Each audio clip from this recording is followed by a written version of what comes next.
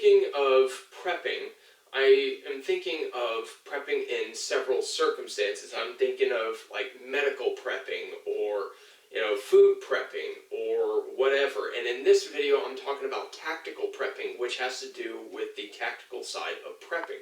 This does not mean that you need a firearm for this. It could be a baseball bat. It could be the weapon of concealment, running away, kindness. I don't care. It's just that regardless of it, if you're not just going to surrender your life to be killed if somebody wants to kill you, then this is really a component that you're going to be taken into account. But no matter where you live, if you're allowed to have firearms or you're allowed to have a knife that doesn't lock back, like in, I believe the UK has that law where you can't have a locking knife, or whatever the circumstance is. The point is that it's a component of prepping for whatever situation you're in. So if you're prepping for the zombie apocalypse, you're still going to have medical prepping, food prepping, tactical prepping, shelter prepping, survival prepping, all that other stuff, whatever. So there's things that you need to prepare for. And one of them is you need to condition yourself for whatever you're trying to prepare for tactically. So if, like, for my area, I have hilly terrain, and it is very feasible that I would have to employ guerrilla warfare or even shoot and move tactics against people because they may get organized and they may decide they're just going to start raiding homes in numbers. I may have to actually employ tactics to fight people like that.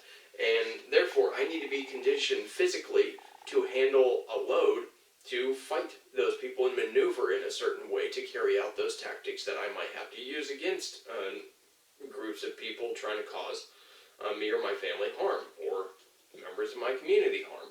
So you need to condition yourself physically first. That's part of the prepping process.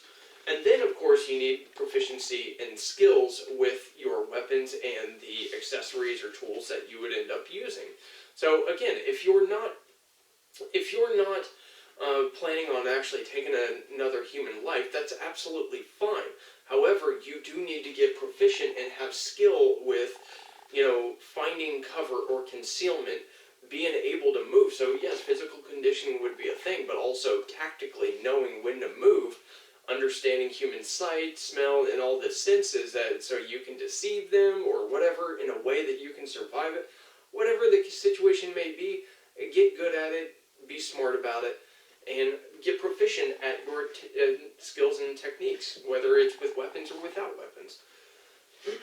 Okay, so some things that will decide everything and what your plan would be and what you're going to have to prepare for is the area that you're in.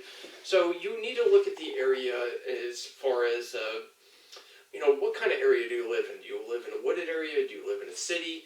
Do you live in an area that can sustain you? If you can't go to the grocery store and you start running out of food, would it complement what you have? Do you have enough food on your property? Do you have self-sustaining food, like a garden, livestock, or something like that? This is kind of just in your little area.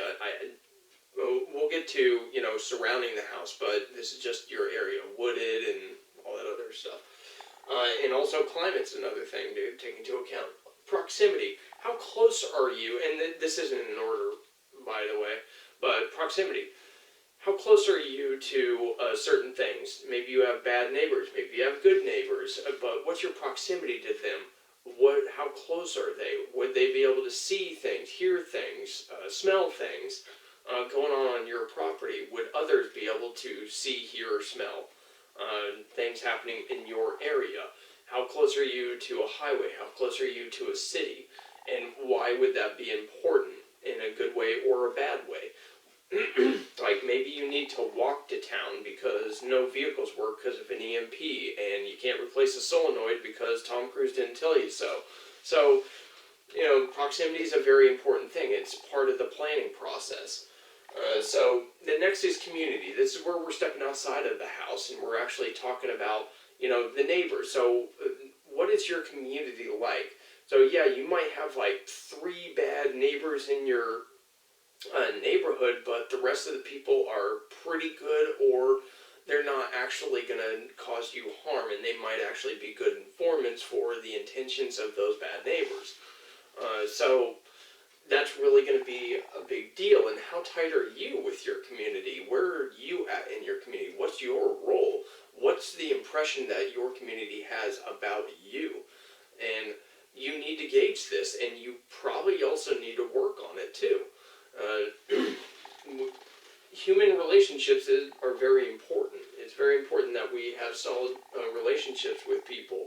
Try to be good, you know? And then the situation that we find ourselves in, I mentioned this earlier, EMPs, maybe COVID's actually more deadly than it actually was, or whatever. Maybe we have a zombie apocalypse. Whatever the case may be. We need to prepare for that situation, and in order to do that, we need to evaluate all of this. We need to look at things realistically and plan accordingly. And this is just the tactical situation, because you need to know who your enemies could be, and what their capabilities are, and where enemies could come from, and the area that you would be operating in. So it's a big deal. So just keep all that in mind. So tactical prepping is pretty simple, but it is a good amount of work. I mean, being physically fit to carry a load or to be able to maneuver and stuff, it's not for the faint of heart. And being good with your weapons, this is not something that you take a training class for like 2 days or whatever, and then you never do it again. Oh, well, I'll just do it. Rise to the occasion. There's no such thing, Brosephine. Whatever. So anyways, I appreciate you guys watching this video. Let me know what you think in the comments below, and you guys have a good one.